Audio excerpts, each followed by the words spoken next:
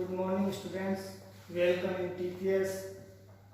अपने 13.2 में सदिश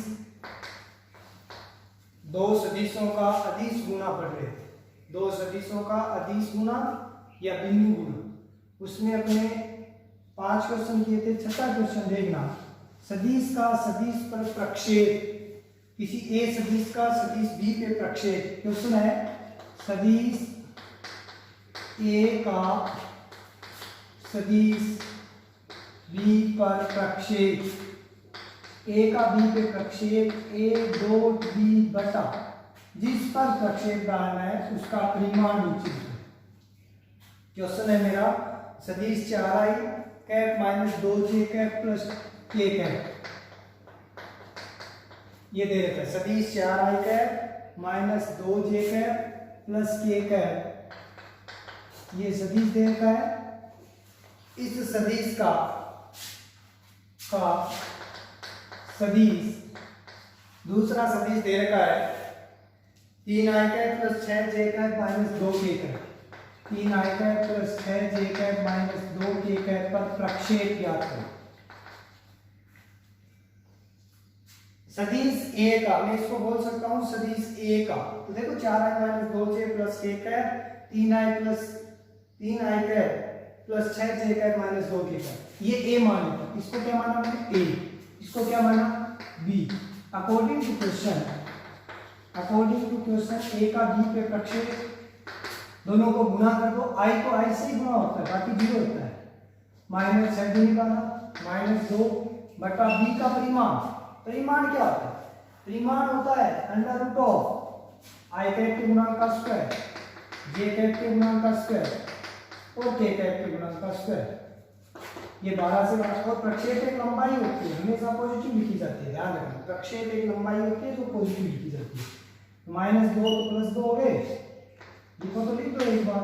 9 36 और ये 4, 9 36 और 4, तो ये हो गए 49, और 49 का अंदर रूट कितना हो गया? 7, 2 बटा 7 इकाई, ये इसका राइट आंसर है।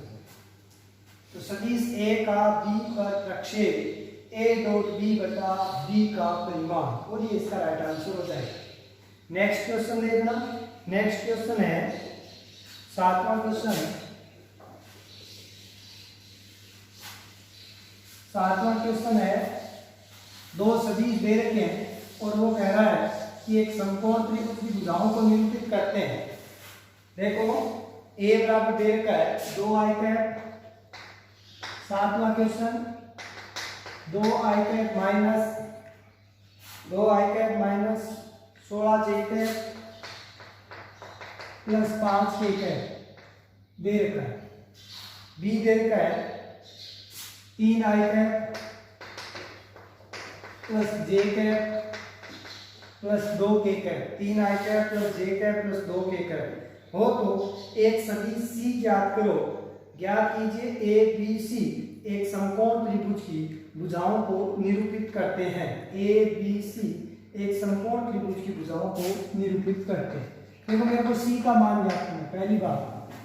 दूसरी बात, मेरे को ये बता रहा है ये एक समकोण त्रिभुज की भुजाओं को निरूपित करते हैं। मैं आपको स्टूडेंट एक बात बताना चाहता हूँ, अगर समकोण त्रिभुज की भुजाओं को निरूपित करते हैं तो समकोण त्रिभुज की एक खास बात होती है, दोनों, जैसे मैं इसको ए मानता हूँ, ये बी मानता हूँ, ए और बी परस्पर लंबवत होने चाहिए। और ए डॉट बी जब परस्पर लंबवत होते हैं, देखना ए डॉट बी, और मैंने कहा ए का परिमाण बी का परिमाण cos थीटा, थीटा के स्थान पे लंबवत 90 डिग्री, और cos 90 का मान कितना होता है हम सभी जानते हैं। cos 90 का मान 0 होता है, और 0 को किसी संख्या से गुणा किया तो 0। इसका मतलब मेरी जो पहली कंडीशन है वो ए डॉट बी 0 आना चाहिए। अकॉर्डिंग टू क्वेश्चन सदिश ए इज परपेंडिकुलर सदिश B, then A dot B का मान क्या आना चाहिए? 0। ए डॉट बी का मान क्या आना चाहिए? 0। तो अपने जांच करते हैं ए डॉट बी, तो आई को आई कैप से 6 माइनस 16 प्लस 10, तो ये ए डॉट बी देखो 0 हो गया, ए डॉट बी 0 हो गया। इसका मतलब हम ये कह सकते हैं कि ये दोनों सदिश लंबवत तो है, और जब ये लंबवत है तो अपने को ये बताओ कि ये सी का मान बताओ। देखो इस सी का मान बताओ। अब मैं आपको एक जो बीच में जो चीज छोड़ी थी, आपको जो सूत्र वगैरह लिखवाए थे, उस समय मैंने सदिश योग का त्रिभुज नियम नहीं लिखवाया था। आज हम सदिश योग का त्रिभुज नियम पढ़ रहे हैं। सदिश योग के त्रिभुज नियम से, सदिश योग के त्रिभुज नियम से देखो, मैं दोबारा बोल रहा हूँ, ये सदिश योग का जो त्रिभुज नियम है, इसकी ज्यामितीय व्याख्या आप फिजिक्स में पढ़ते हैं। मैथमेटिक्स में डायरेक्ट अपन को इसका मैथमेटिकल रूप, मैथमेटिकल फॉर्म पता होनी चाहिए। सदिश योग का त्रिभुज नियम क्या कहता है? सदिश योग का जो त्रिभुज नियम क्या कहता है, ध्यान से सुनना। मैंने ये सदिश लिखा, जैसे मैंने लिखा O, ये लिखा A और ये मैंने लिखा B। यदि किसी सदिश का ये प्रारंभिक बिंदु, ये प्रारंभिक बिंदु, ये अंतिम बिंदु, ये तो सब जानते हैं, ये प्रारंभिक बिंदु होता है, प्रारंभिक, और ये कौन सा बिंदु होता है? अंतिम बिंदु। अंतिम बिंदु किसी सदिश का प्रारंभिक बिंदु और अंतिम बिंदु दूसरे सदिश के प्रारंभिक बिंदु से मिले तो उनका परिणामी इन दोनों सदिशों को मिलाने से प्राप्त होता है। दोबारा सुनना, मैं बोल रहा हूँ, किसी सदिश का अंतिम बिंदु किसी दूसरे सदिश के प्रारंभिक बिंदु से, ये दूसरे सदिश का प्रारंभिक हो जाएगा और दूसरे सदिश का ये अंतिम हो जाएगा।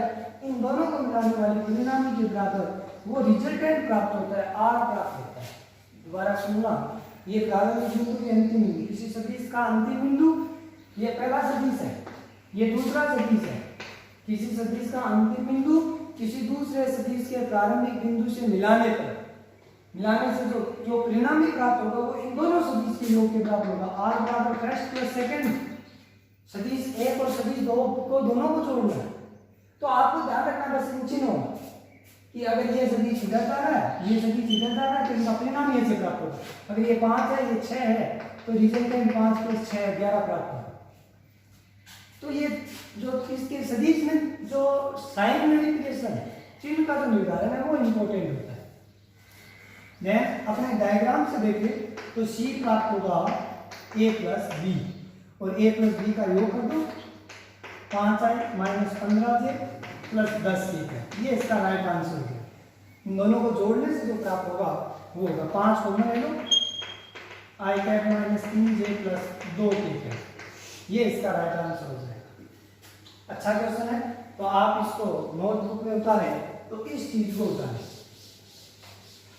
इस चीज को ढंग से उतारें। नेक्स्ट जो अपना क्वेश्चन है, 8वां क्वेश्चन, सिद्ध करो कि A और B परस्पर लंब सदिश है। 8वां देखना,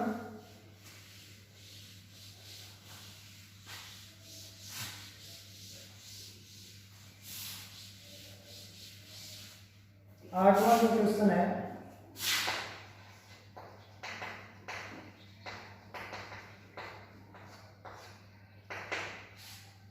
यदि A प्लस B बराबर A minus B, then to prove that A और B परस्पर लंब सदिश है। सदिश A इज परपेंडिकुलर सदिश B, A और B परस्पर लंब सदिश है। ये देखना, देखो इस क्वेश्चन को अटेम्प्ट करने के लिए क्या करेंगे, देखो इसका सॉल्यूशन देगा, ये देगा A माइनस B, दोनों पक्षों का वर्ग करो, दोनों पक्षों का वर्ग करो,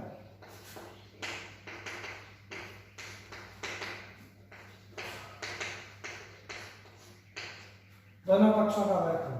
A प्लस B का होल स्क्वायर है, A square B square 2AB, इधर भी लिखो A square B square minus 2AB, right. A square B square 2AB, ये इसका परिमाण लिखो तो लिख दो, कोई दिक्कत नहीं। ये कैंसिल आउट,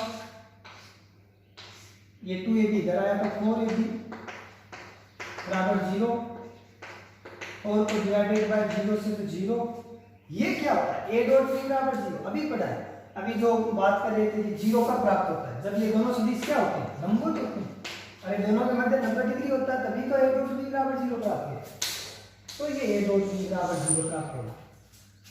तो अपने को सिद्ध करना है, क्योंकि इसको क्या लिखते हैं, इसको लिखते हैं a का परिमाण b का परिमाण cos 90, ऐसे ही तो लिखेंगे। ये a is not equal to 0, b is not equal to 0, इसका मतलब दोनों परस्पर क्या हो जाएंगे, लंबवत हो जाएंगे। नेक्स्ट जो 9वां क्वेश्चन है वो देखना।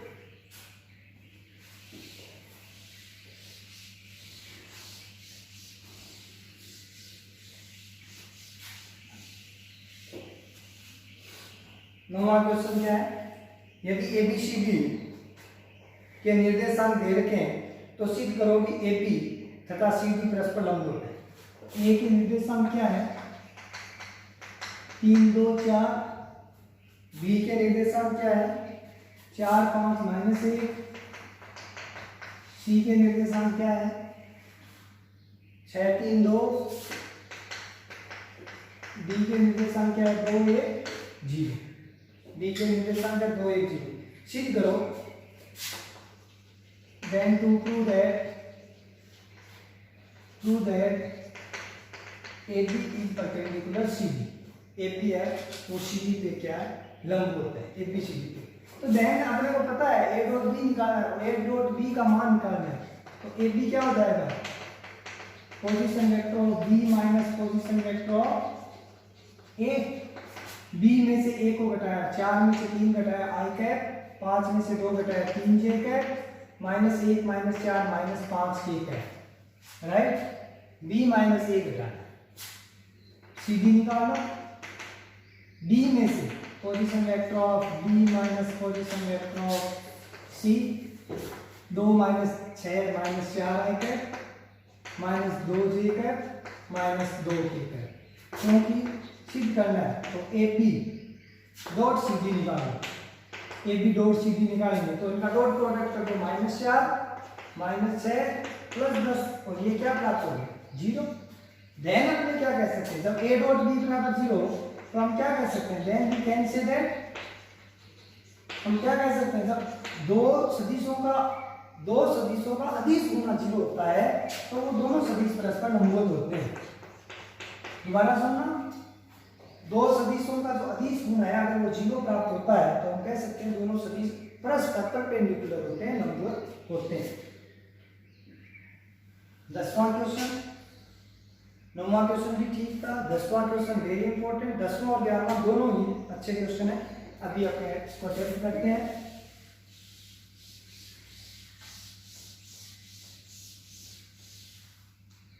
दसवां क्वेश्चन क्या है, किसी सदिश A के लिए सिद्ध करो, सदिश A, और A क्या होता है मैं आपको बता देता हूँ, A1 I cap plus A2 J cap plus A3 K cap. ये ध्यान रखना, ये एक ही तीनों दिशा के अंदर भाई A1 I x की दिशा में, y x की दिशा में और z x की दिशा में, यही तो A होता है, A यही तो होता है। ये मूल बिंदु हो गया, ये A1 का I कैप, ये A2 का J कैप की दिशा में सदिश और ये A3 का K कैप की दिशा। इस पूरे को ही A बोला जाता है। क्या बोला जाता है? A। अगला क्या कह रहा है कि इसमें सिद्ध करो, देन टू प्रूव दैट सदिश A बराबर A डॉट I कैप बाहर, A डॉट J बाहर, A डॉट K बाहर।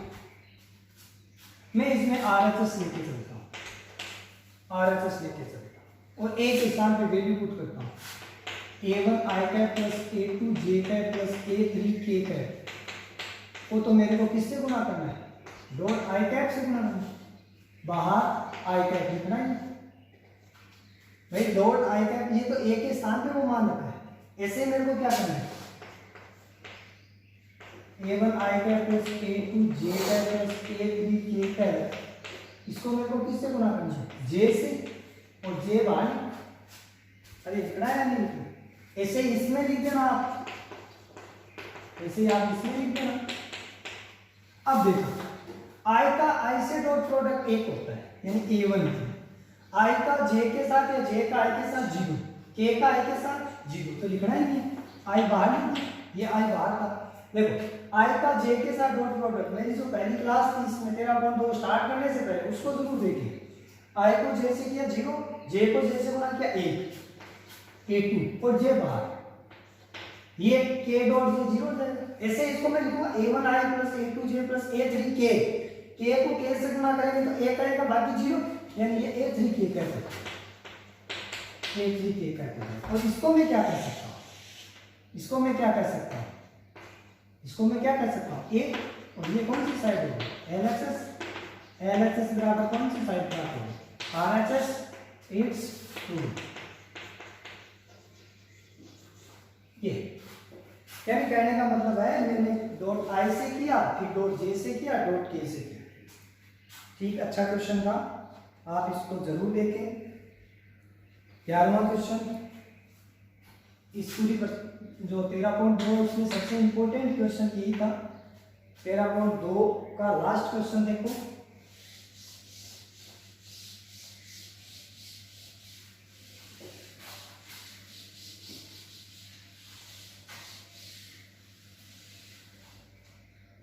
लास्ट क्वेश्चन है सदिश विधि से सिद्ध करो कि समांतर चतुर्भुज के विकर्णों के वर्गों का योग उसकी भुजाओं के वर्गों के योग के बराबर होता है। 11वां क्वेश्चन,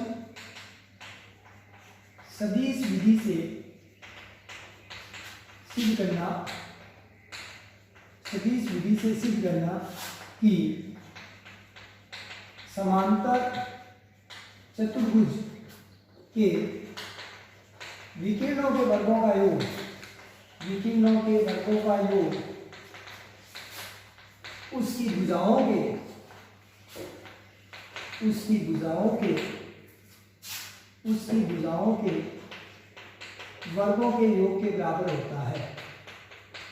सदिश विधि से सिद्ध करना है कि समांतर चतुर्भुज के विकर्णों के वर्गों का योग उसकी भुजाओं के वर्गों के योग के बराबर होता है, योग के बराबर होता है। 3 नंबर में क्वेश्चन पूछ सकता है अपने से, इसका हम सॉल्यूशन देखते हैं। अपने को सदिश विधि से सिद्ध करें। जब इस प्रकार के जो क्वेश्चन होते हैं तो उनमें सबसे पहले अपने को त्रिभुज नियम मानना चाहिए। जैसे मैं मानता हूं कि ये A सदिश है और ये B सदिश है, अभी पढ़ के चले जस्ट कुछ टाइम पहले, ये A है B है, तो इसका रिजल्टेंट प्राप्त होता है वो इन दोनों के योग के बराबर होता है, राइट, इन दोनों के योग के बराबर होता है, तो A प्लस B होगा। समांतर चतुर्भुज सदैव दो त्रिभुजों के योग के बराबर होता है, भले कोई चतुर्भुज हो उसमें अगर विकर्ण डालते हैं तो वो दो त्रिभुजों के योग के बराबर होता है। अब मैं क्या करता हूँ, इसमें मैं मानता हूँ कि एक भुजा ये है और एक भुजा ये। समांतर चतुर्भुज की एक खास बात होती है स्टूडेंट्स, इस समांतर चतुर्भुज में A होता है तो ये A होता है, ये B है तो ये क्या होता है B होता है। ये तो इनका परिणाम ही आ गया, इसका परिणाम ही, ऐसे परिणाम ही है। अगर मैं कहूँ तो ये परिणाम A प्लस B, ये सदिश का अंतिम बिंदु, दूसरे सदिश, ये दूसरा सदिश था, इसके प्रारंभिक बिंदु को मिलाने से बनने वाला परिणाम इन दोनों के योग के बराबर। अब देखो ये A है, ये भी A है, ये B है, समांतर भुजाएं होते हैं, परस्पर समांतर होता है। ये A है तो ये A ही होगा, नियम होता है समांतर चतुर्भुज। ये B है तो ये भी क्या होता है B होता है। अब इन दोनों का तो परिणाम ही हो गया, मैं मानता हूं इन दोनों का परिणाम ये प्राप्त होगा इन दोनों के योग के बराबर। लेकिन एक विकर्ण और खींचे अपने, ये विकर्ण। अब इसमें जो त्रिभुज नियम है वो लगाना इंपॉर्टेंट है, बाकी इस क्वेश्चन को करना कोई टफ नहीं है। देखो मैं वहां क्या बोलूंगा, ये B है, यहाँ ये सदिश का प्रारंभिक बिंदु, ये B है, ये क्या लिखूंगी A प्राप्त हो, राइट, इसका मतलब मैं यहाँ क्या लिख सकता हूँ A माइनस B। अब देखो, अब इसको जोड़ो, B और A माइनस B को जोड़ा तो B से B कैंसिल, A प्राप्त होगा, रिजल्टेंट प्राप्त होता है दो सदिशों का योग। तो ये जो लगेगा वो इस रूप में लगेगा। कुछ स्टूडेंट को इस क्वेश्चन में जरूर थोड़ी बहुत प्रॉब्लम इस प्रकार, अगर आपने थोड़ी नहीं पढ़ी है त्रिभुज नियम की, ये A माइनस B होगा। देखो ये B है, किसी सदिश, यहाँ से स्टार्ट करता हूँ त्रिभुज नियम में, इस किसी सदिश के एक बिंदु से, ये सदिश का अंतिम बिंदु, ये दूसरा सदिश था इसका प्रारंभिक बिंदु, ये होता है, ये प्रारंभिक बिंदु होता है और ये अंतिम बिंदु होता है सदिश का। ये सदिश है, इसका ये प्रारंभिक ये अंतिम, किसी सदिश के अंतिम बिंदु को किसी दूसरे सदिश के प्रारंभिक बिंदु से मिलाने पर उनका परिणामी दोनों सदिशों के योग के बराबर होता है। तो b और a माइनस b को जोड़ेंगे तो a प्राप्त होगा या नहीं? देखो b plus a minus b, ये तो परिणामी प्राप्त होगा, b से b कैंसिल, ये परिणामी। अब इन दोनों को जोड़ेंगे तो वही तो परिणामी प्राप्त होगा, a प्लस b। ये बिल्कुल आप समझे।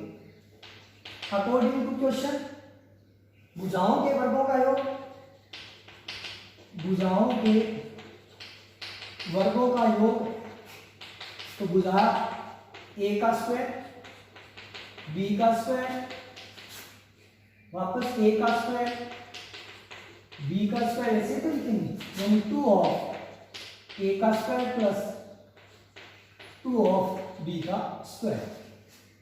विकिरणों के वर्गों का योग, इसको समीकरण 1 कर दो। विकिरणों के वर्गों का योग, विकिरणों के वर्गों का योग, और विकिरणों के वर्गों का योग क्या होगा, ये आप जरूर लिखें। अगर आपको कम समझ में आए तो इसको जरूर लिखें। विकिरणों के वर्गों का योग क्या हो जाएगा, एक विकिरण है a प्लस b का स्क्वायर और दूसरा है a माइनस b का स्क्वायर। तो a square plus b square plus 2ab, इसको लिखेंगे a square plus b square minus 2ab। देखो a डॉट b लिख दो, b डॉट a लिख दो, दोनों एक ही बात होती है, ध्यान रखना। अभी इस गुणा में कोई फर्क नहीं पड़ता, a डॉट b लिख दो, b डॉट a लिख दो, a डॉट b लिख दो, b डॉट a लिख दो, दोनों एक ही बात है, क्योंकि दोनों का परिमाण लिख के कौन लिखा जाता है, ये कैंसिल हो गया। 2a का स्क्वायर प्लस 2 और b का स्क्वायर, ये समीकरण नंबर 2।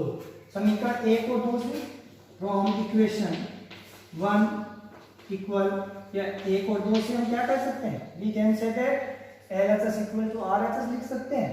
यही अपने को सिद्ध करना था कि समांतर चतुर्भुज के विकिरणों के वर्गों का योग उसकी भुजाओं के नीचे लिखेंगे। अतः समांतर चतुर्भुज के, अतः समांतर चतुर्भुज के विकिरणों के वर्गों का योग उसकी भुजाओं के वर्गों के योग के बराबर होता है। ये नीचे लिखना है।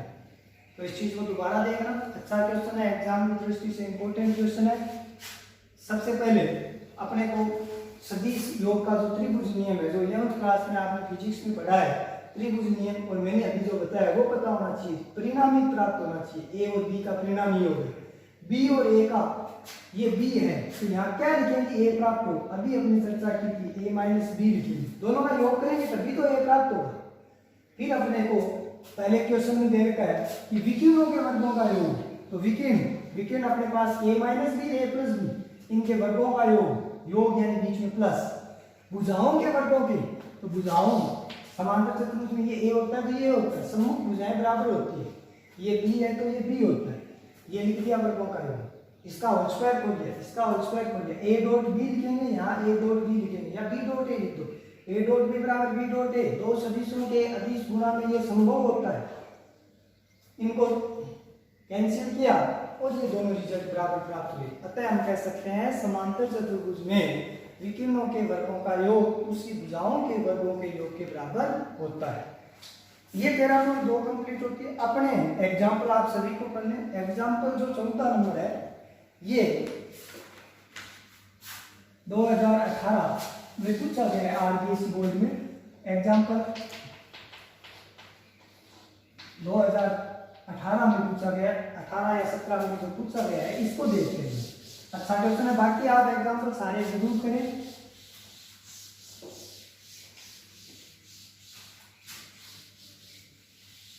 क्या दे रखा है, दो इकाई सदिशों के मध्य कोण थीटा हो तो सिद्ध करें। दो इकाई सदिश दे रखे हैं, दो इकाई सदिश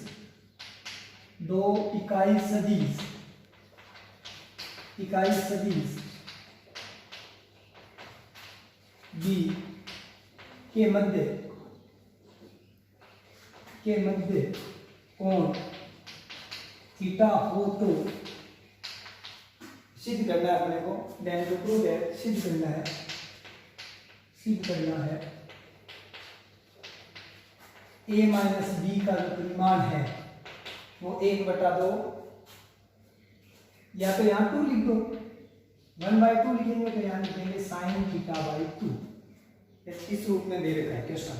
1/2 a cap minus b cap का परिमाण इज इक्वल टू sin θ/2 ये अपने को दे रखा है। यहाँ इसमें साइड चेंज करके लिख सकता है, परीक्षा में ये sin θ/2 आप ये लिख सकता है। मैं इस साइड को लेके चलूंगा, अगर ये इधर होती तो मैं कहता RHS को लेके चलूंगा, अगर ये इधर है तो मैं LHS को लेके चलूंगा, मैं LHS को लेके चलता और LHS का होल स्क्वायर लेके चलता। मानता हूं कि इसका होल स्क्वायर है और इसका होल स्क्वायर क्या होता है, a माइनस b का होल स्क्वायर होता है a square plus b square minus 2ab। इस रूप में लिखा गया है। हमको दे रखा है इकाई सदिश है, इकाई सदिश है इसका मतलब a कैप का मान 1 होता है, b कैप का मान भी कितना होता है 1 होता है। इकाई सदिश का मतलब ये होता है, तो यहां मैं लिखूंगा a का स्क्वायर प्लस a का स्क्वायर माइनस 2। इसको मैं क्या लिखूंगा a cap b cap a dot b क्या होता है, a डॉट b होता है a का परिमाण b का परिमाण cos थीटा, राइट। और ये इधर जो चल रहा है उसको बराबर में चलेगा ये आगे तक। 1 और 1 यहाँ कितना हो गया 2 और ये हो जाएगा 2।